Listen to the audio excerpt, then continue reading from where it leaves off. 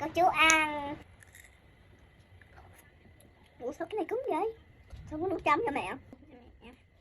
Mua mẹ. Cay. Thấy không? Cay.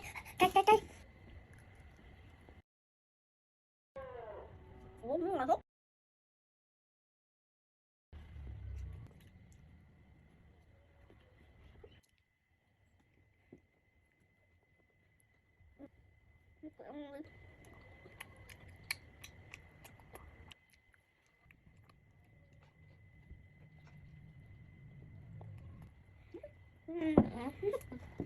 Thất cái còn ngon lắm mẹ. Nha.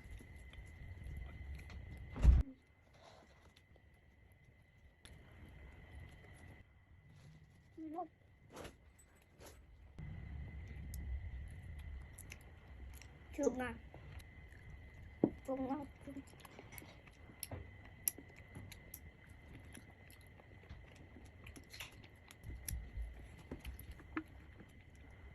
Cảm ơn mẹ vơi nha mẹ. Ngon quá mẹ. Xếp chè quanh đèo nè. Để chơi măng nha. Cũng là nó không bớt mẹ ơi.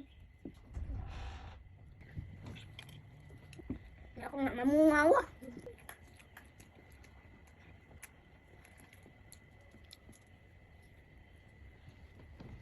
Ngon không? Thuốc này hút bụi chỗ này giùm em luôn nha.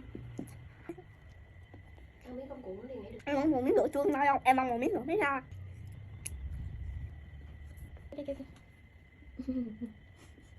Ba có trâu.